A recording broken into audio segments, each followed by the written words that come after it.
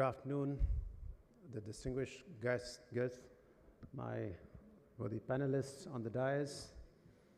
And let me tell you, this like, for me, a homecoming, generally, when I'm in the midst of the supply chain enthusiasts and, be it from the academia or the industry or the government side.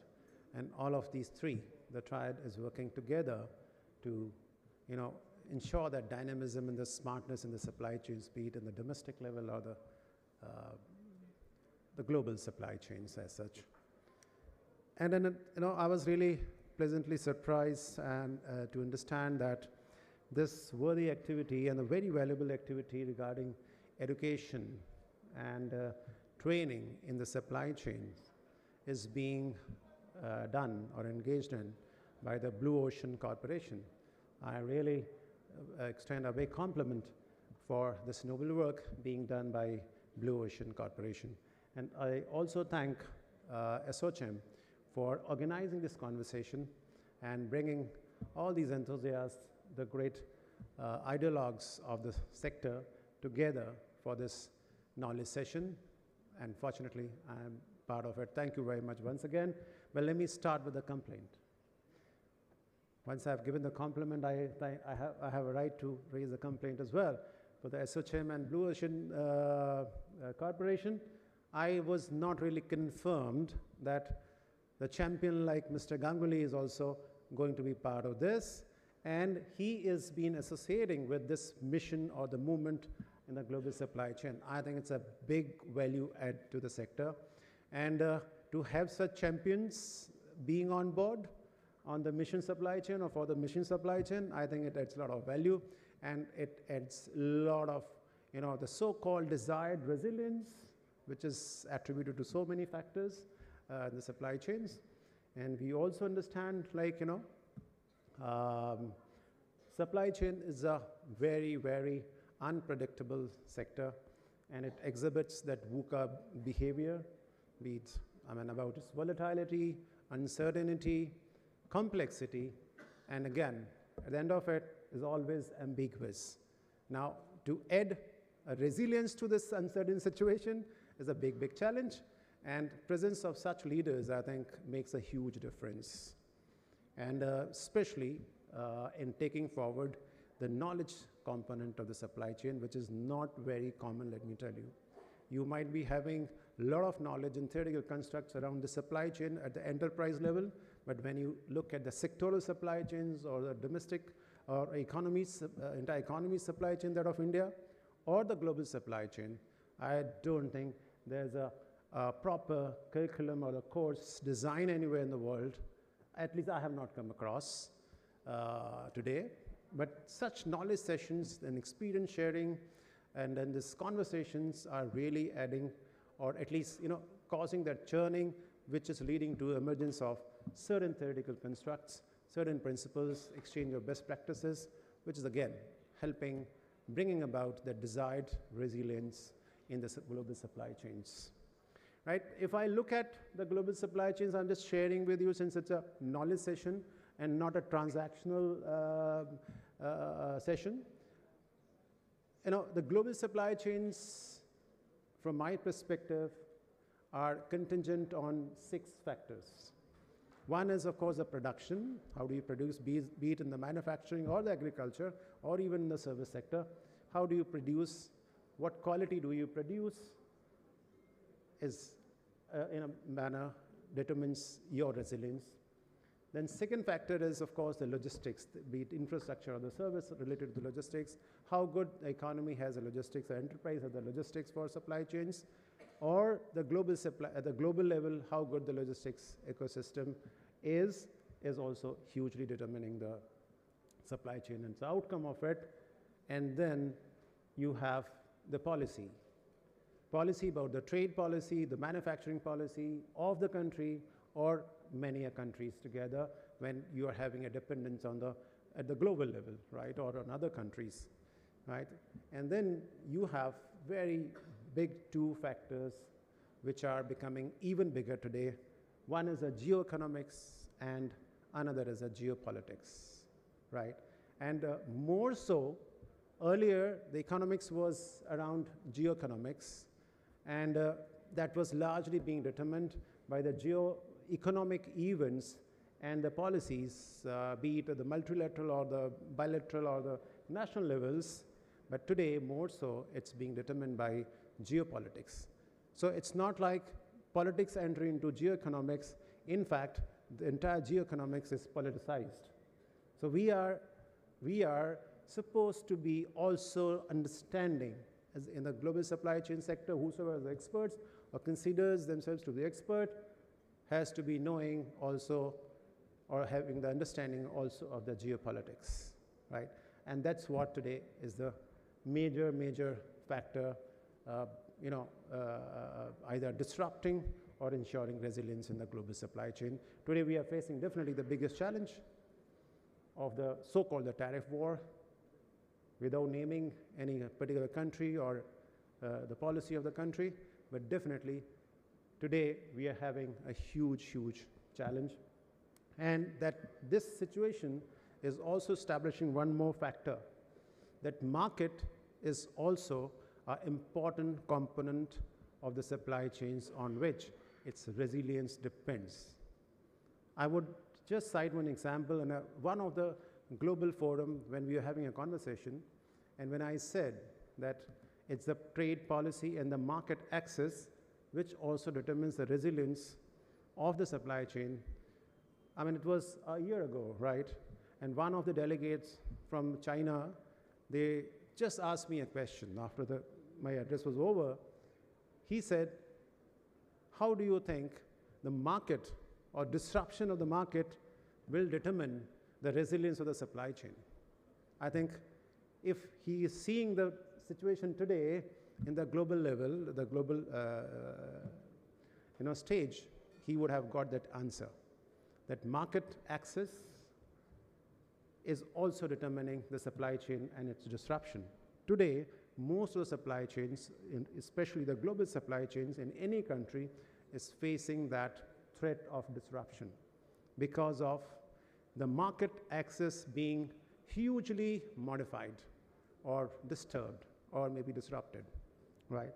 So that's a big factor nowadays, and therefore my only one message to all the global supply chain enthusiasts is to be more versatile, to be not only looking at economics when you are tending to manage the supply chains of enterprise of a particular sector or the international supply chains, right?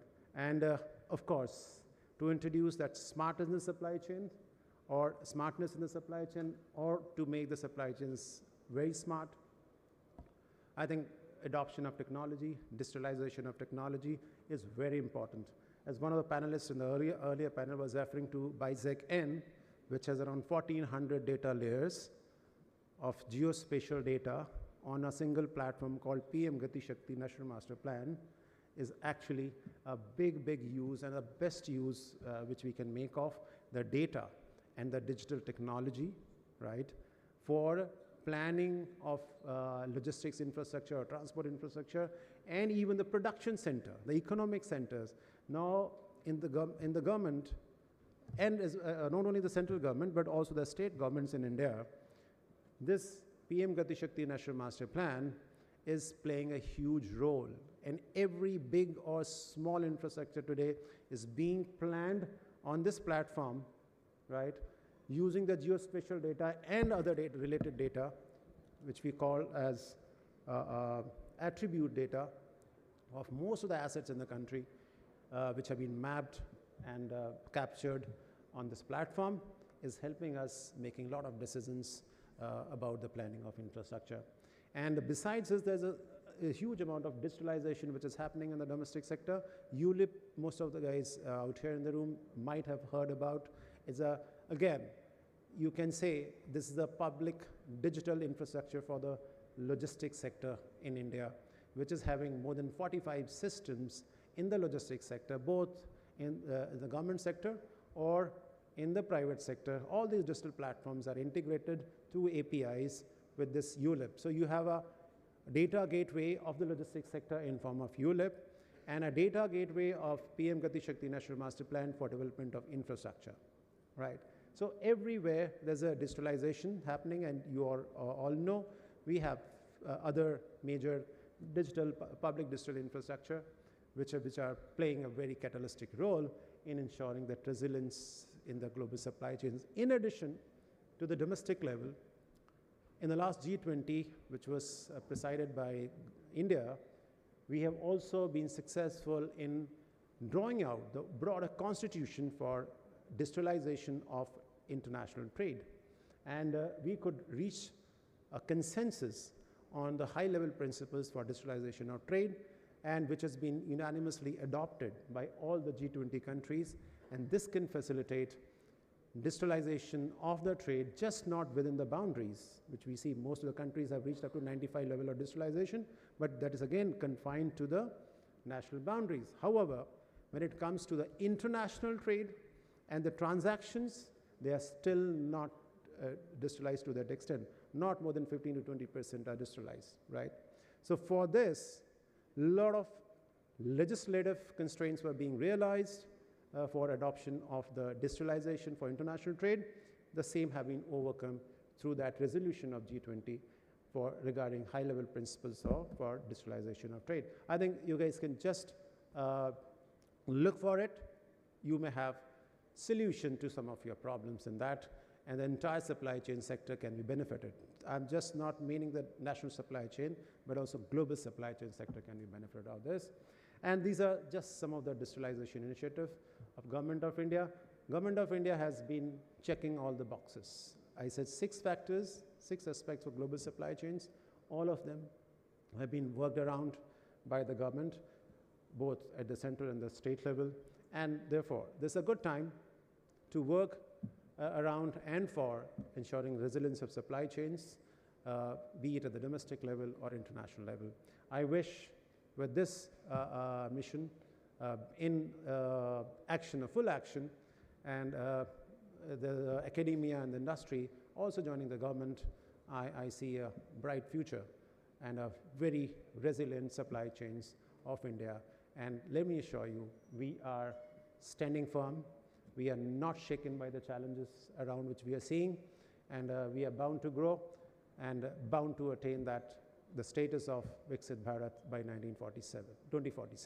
Thank you very much once again, and I once again congratulate ASCM and Visham.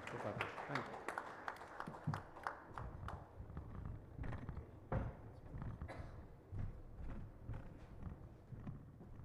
Thank you. Great introduction. So he's doing my job very well on the introductions. But okay, Jonathan Cheung, I'm the General Manager for Chartered Institute of Procurement Supply. I've been in this role only since May, but I was a volunteer to the Institute for 11 years. So after 11 years, I decided to join them. But before I start the thing, I want to say something. Thank you to ASCM and also the Blue Ocean to invite me here.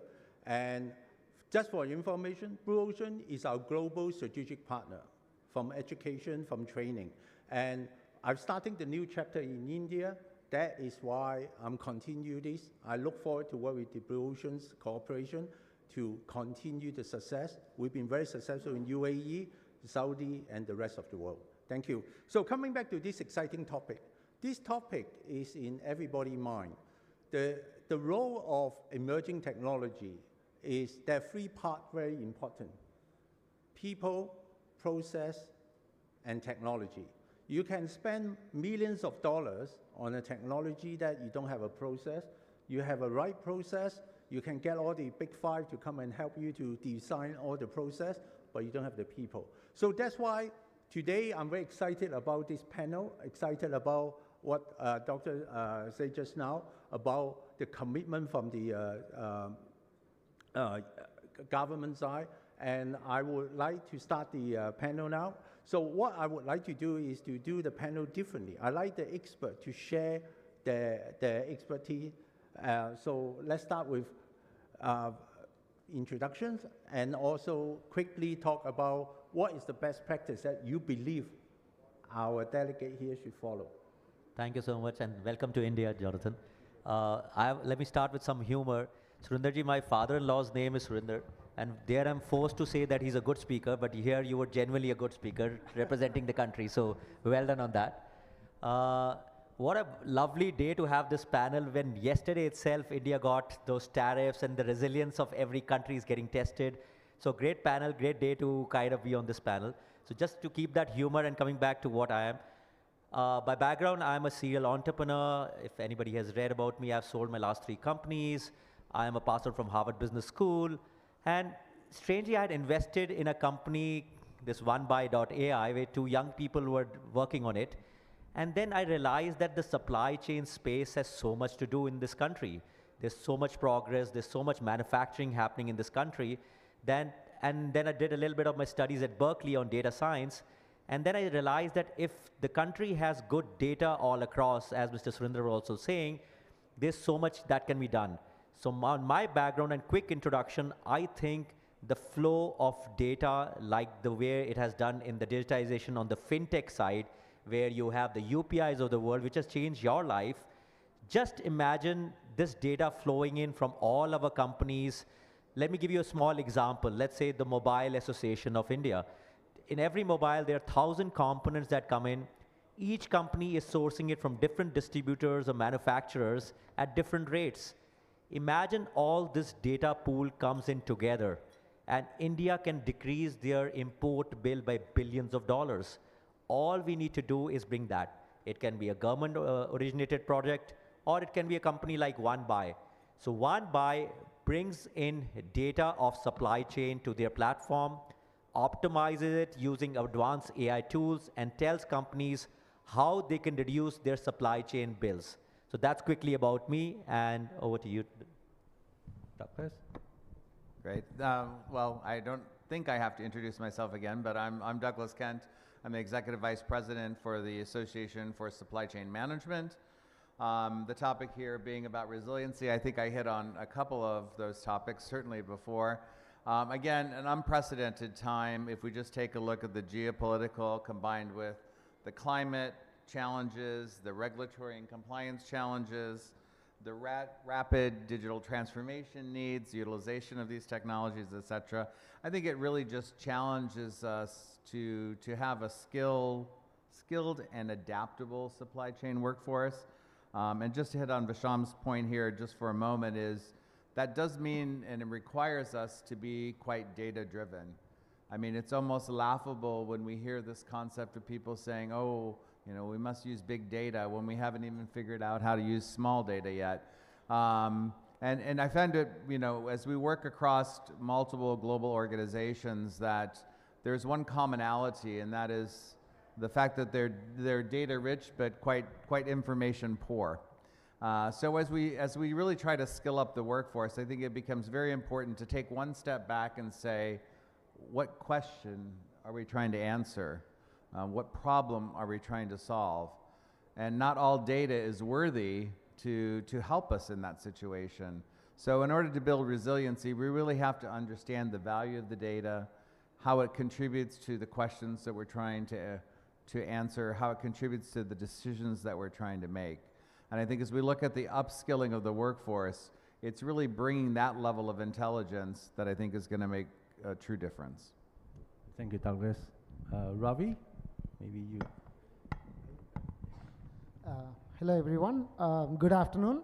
I am Ravi. I am the co-founder and CEO of Enmovil. We are an organization, we are an AI first enterprise supply chain and logistics technology solution provider. Essentially what we do is we have solutions right from supply chain in the sense that we do it from inventory planning, forecasting, all the way down to dispatch planning, all the way to execution. Work with major OEMs, in the automotive space, FMCGs, cement, steel, many other verticals.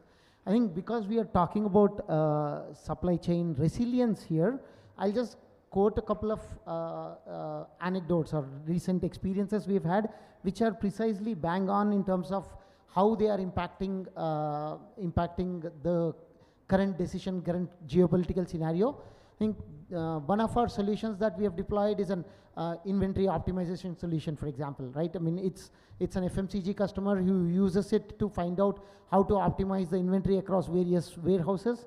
And we noticed that suddenly there was a surge in his activity in leveraging our solution, wherein he was trying to model scenarios where he was saying, what if I have a glut of inventory that's suddenly going to stay in India and not going to go anywhere else? And this was just happening yesterday and day before, probably the last week.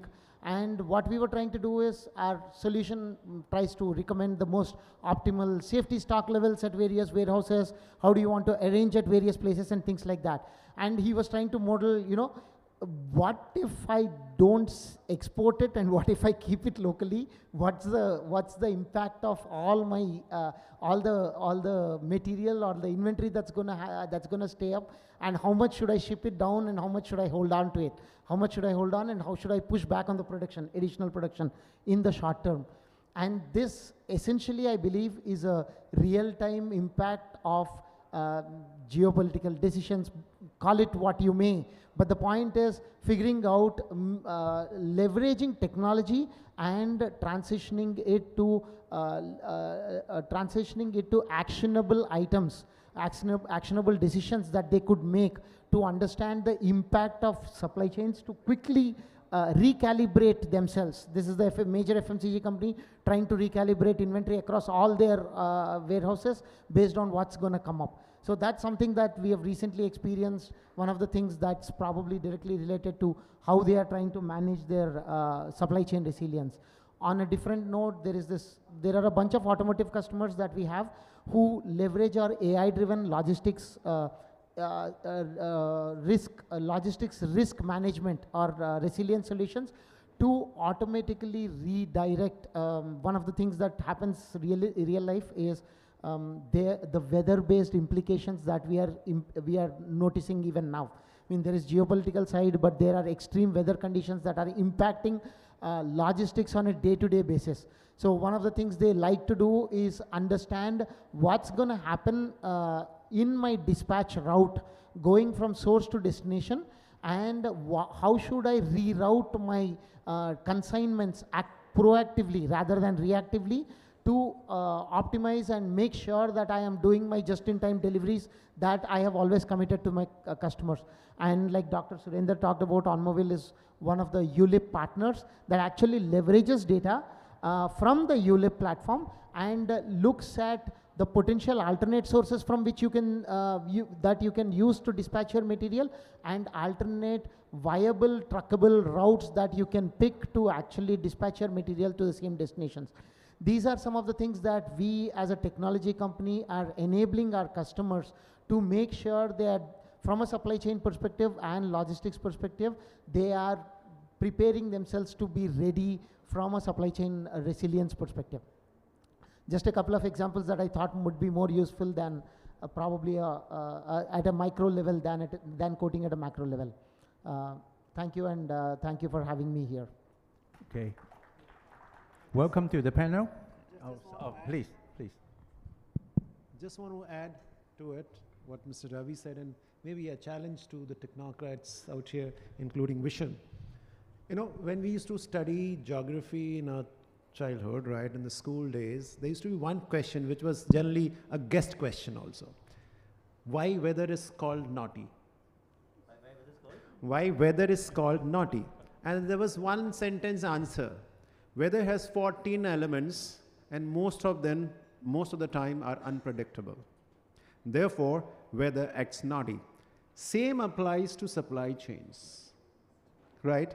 And you know, in the late 90s, I guess, the supercomputer was deployed for the first time in India by the Met Department to understand weather and to ensure the predictability of weather and the precision and the predictability of the weather. Right? I think today we need deployment of the super and supercomputers to understand the geopolitics and geoeconomics to probably help the decision making by most of the enterprises here, instead of just looking at what if I am not able to export, right? We can find probably answer, where can I export if I do not export this side? Which product I can export, if not this particular product? probably such tools, maybe whatever you call it, I'm not a tech guy, but the supercomputers of the years can maybe further upgraded and probably deployed to the supply chain sector to have this predictability probably. Thank you. Thank you. Welcome to the panel, our lady panelists. Thank you. Just a brief introduction of yourself and then share a best practice or success story that you have. Please. Hello everyone, I am Anamika. I represent ARJ Supply Chain Management. We are a 3PL company. I am the CEO.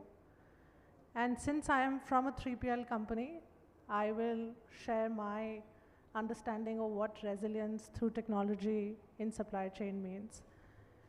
We manage warehousing and transportation for our clients, and for us, resilience means continuity. We are in the job of providing continuity in the supply chain of our clients, the small aspect of supply chain which we are handling for them. And that is only possible when you have visibility of everything which you are doing, end to end. And that we all know, it has been said often. And it's possible through multiple integrations, tech interventions. Without that, visibility can't happen. But the change which I am noticing is that the need for visibility is now converting into a need for predictability. That is what I think Surendra and Ravi also partly mentioned, that the need for visibility is converting into a need for predictability. Clients just don't need that they know what's happening. That's now a given. It's a standard. But they also want to know what can possibly happen in the future. So I'll share a few examples of what we are doing in that space. We have integrated WMS, TMS, returns management systems, everything. But for example, we ship 2,000 tons of part truckload shipments every month for our clients. And we use multiple transporters to do that. We are now trying to calculate what is the probability that the shipment will get late. Based on the past performance of that transporter on the lane, what is the probability that that shipment may get late? And if it gets late, by how many days? So, clients value that predictability, because then they know, okay, if there is a cost difference which they can absorb, then probably they want to switch to a more reliable transporter. So that is one thing which we have developed in our TMS and are enhancing it. Now, we know that supply chain is also labor intensive, right? With all the automation which is in the pipeline, still warehouses operate with a lot of manpower, especially so in our country. So, and people at the forefront, people leading important aspects of operations are important for businesses. So what is the employee sentiment? What is the probability that a person who is in a critical role for your business, he may act right? So that's another, monitoring employee sentiments in supply chain. When you are managing multiple locations across cities, if you can get a centralized visibility of that, that's really useful.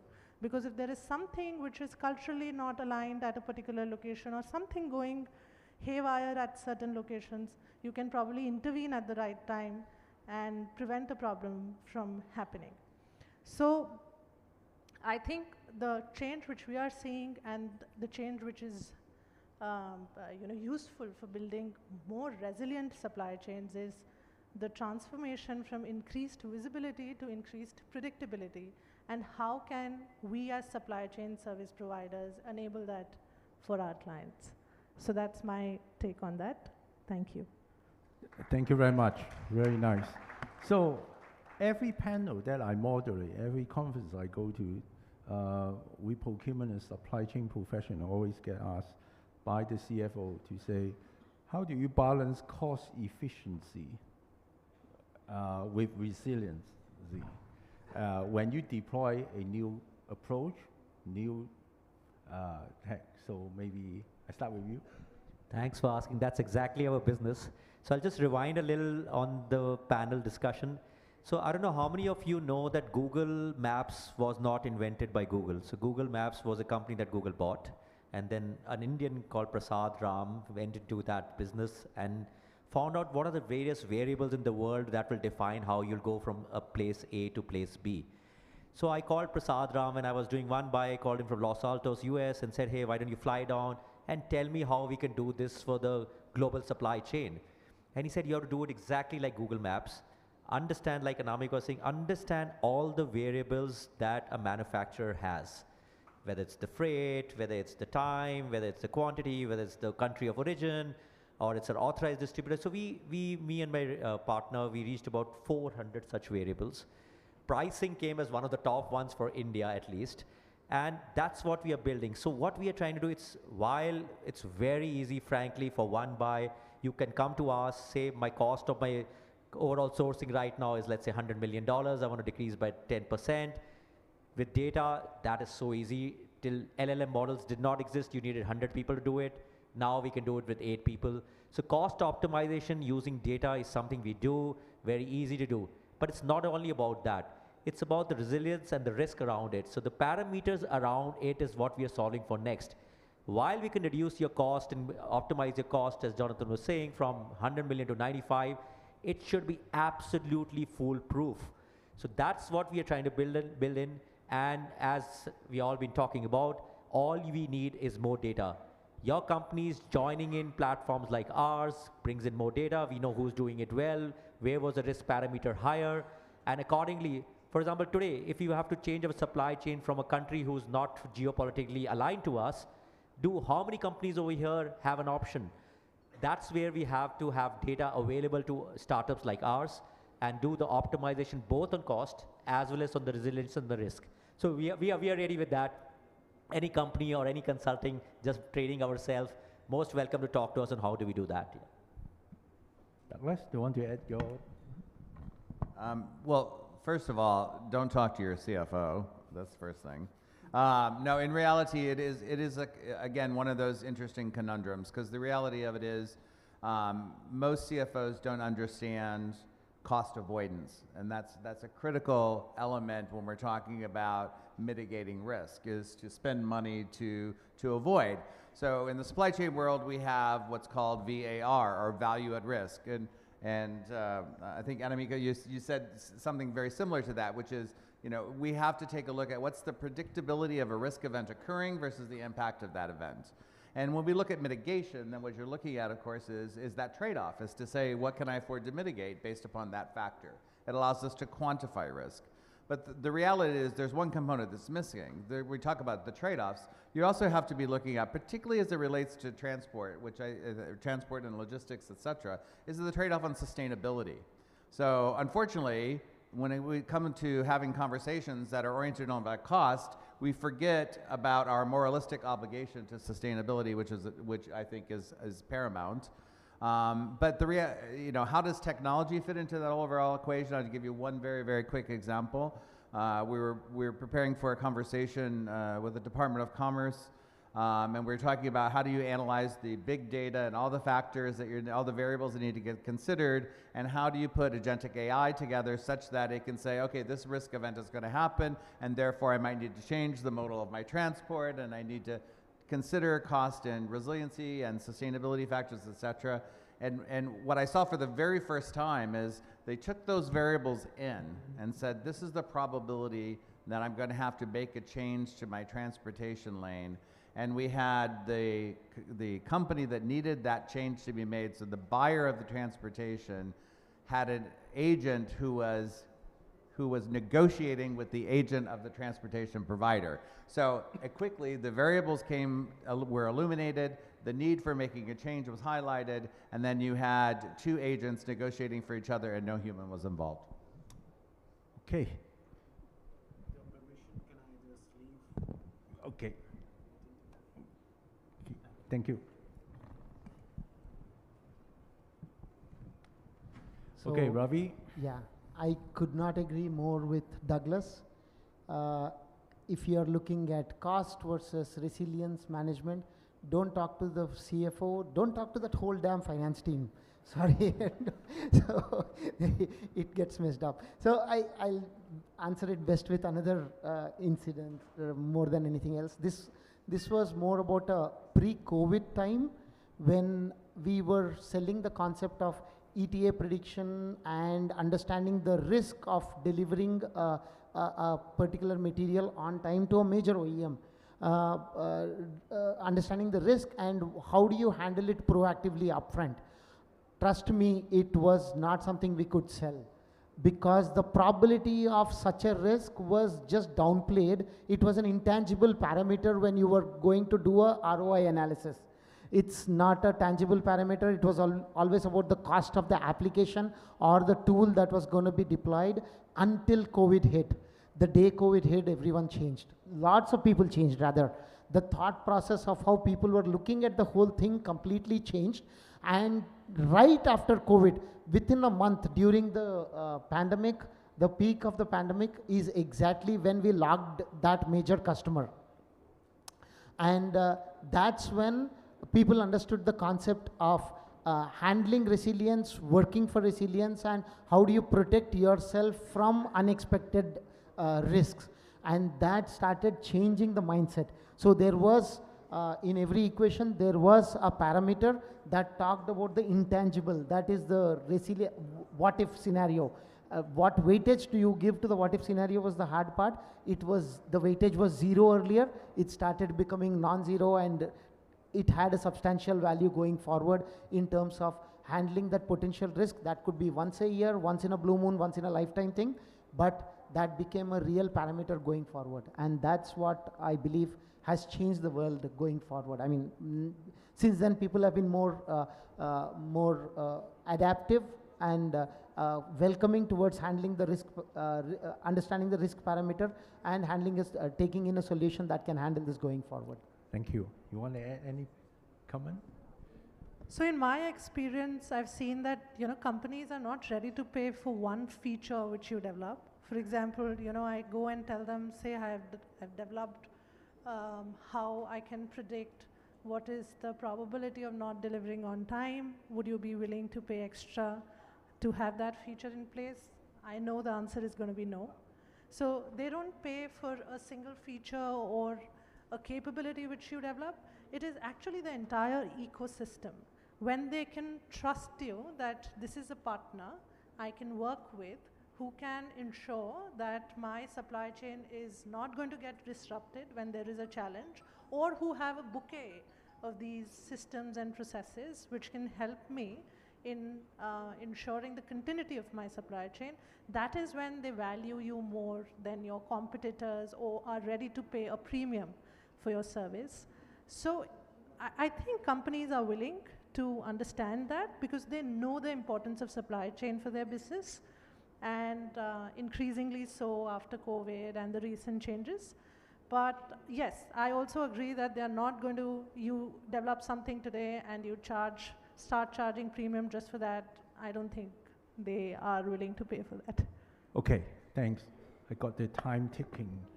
Okay, so just one takeaway. You want the delegate, our fellow professional out there, to remember of you, or the one key takeaway that they should do. One key takeaway right now is Saurav Ganguly, who took off his shirt when India won the match at Lord's.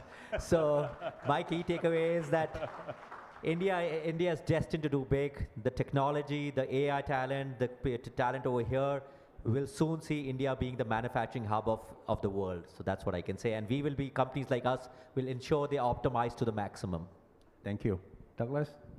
As I mentioned in the previous session, I think taking advantage of these assessment tools which are available to really take a look at your current state of affairs.